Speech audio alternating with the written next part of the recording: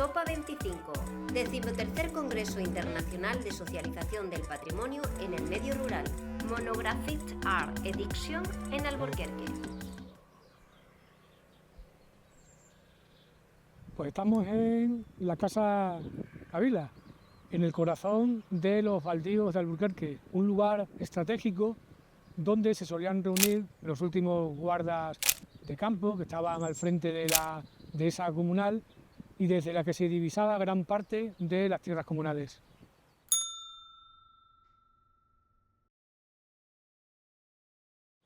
Los baldíos eran tierras pobres, tierras menos fértiles, que en el caso de Alburquerque, desde la Edad Media, pues se convirtieron en nuestras tierras comunales. A lo largo de la historia veremos que han ido sufriendo muchos cambios y han sido motivo incluso de disputas entre gobiernos, propietarios, terratenientes, campesinos, etc.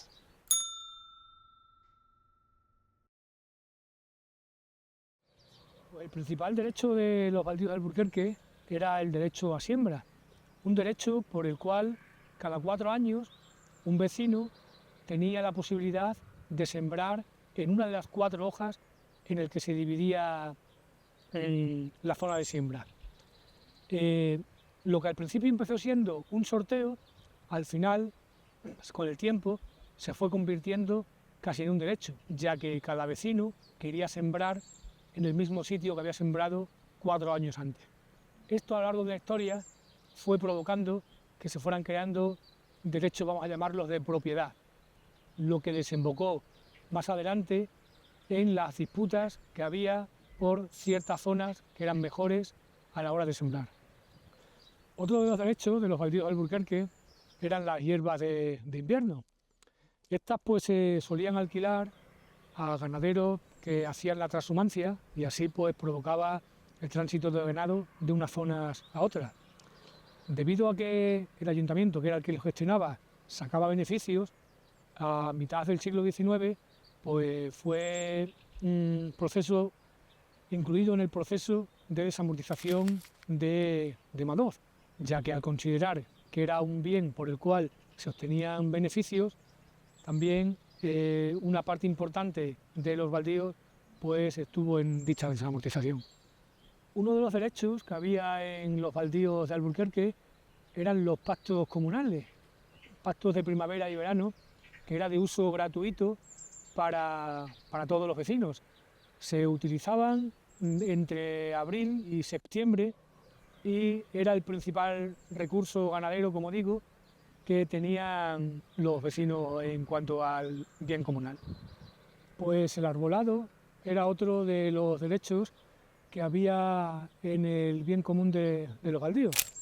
Este derecho es uno de los que más disputas ha traído a lo largo de la historia, ya que todos los vecinos tenían la posibilidad de que a partir de noviembre recoger el fruto, es decir, la bellota.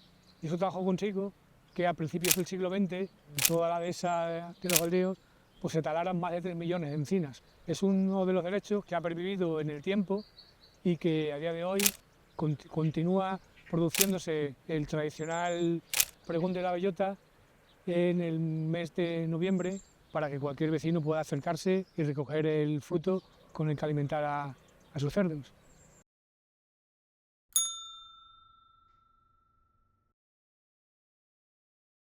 Bien, pues después de un periodo convulso durante el inicio del siglo XX, en el que los derechos tuvieron unos vaivenes de consecución, pérdida de estos derechos, y un proceso de estancamiento durante los años de la dictadura, en lo que sobre todo pues, se propició que la propiedad privada aumentara. A principios de los años 80, impulsado desde el Ayuntamiento de Alburquerque, pues se empezó a reactivar el asunto de los baldíos, fructificando en el año 91 con la ley de aprovechamiento de los baldíos de Alburquerque, que propició que 7.500 hectáreas fueran terrenos comunales, se empezaran a hacer las expropiaciones.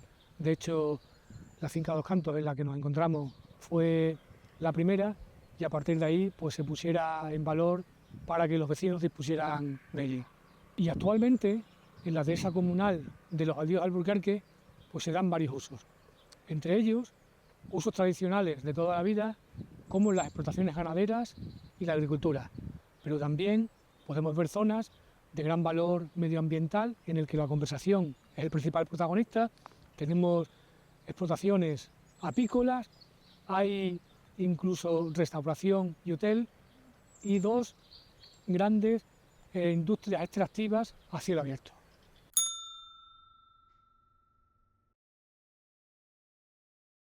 Es la pregunta que incorpora, ¿es los baldíos un asunto cerrado? Pues considero que el tema de los baldíos, el asunto de los baldíos, siempre durante muchos años lo hemos considerado un tema tabú.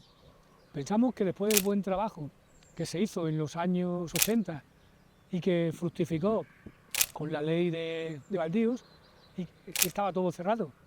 Y yo para nada pienso que esté cerrado. El asunto de los baldíos es un tema que tiene que estar vivo, que tenemos que luchar por ello, que es uno de los grandes desafíos al que nos encontramos como comunidad, y que en el momento que se pueda o se quiera y haya voluntad para ello, volver a reactivarlo, deberíamos, ya que no olvidemos que nuestras tierras comunales llegaron a tener una extensión de 43.000 hectáreas. Evidentemente, volver a tener 43.000 hectáreas comunal es algo muy utópico, pero para nada pienso que tengamos que conformarnos con las actuales 7.500. Por eso lo veo como un desafío y un asunto en el que las nuevas generaciones tenemos que seguir trabajando para ponernos a trabajar y recuperar lo que nunca debió perder el común de vecinos. El Congreso SOPA 25 está organizado por la Asociación Cultural Sambrona, la Underground Colectiva, la Universidad Popular de Alburquerque, el Ayuntamiento de Alburquerque y la Comunidad SOPA.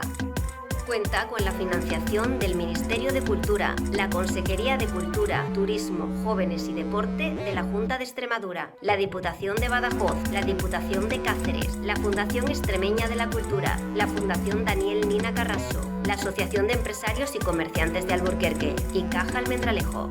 Colabora la Universidad de Extremadura, Instituto de la Juventud de Extremadura, Instituto de Arqueología de Mérida y Asociación de Gestoras y Gestores Culturales de Extremadura. SOPA 25, un congreso diferente.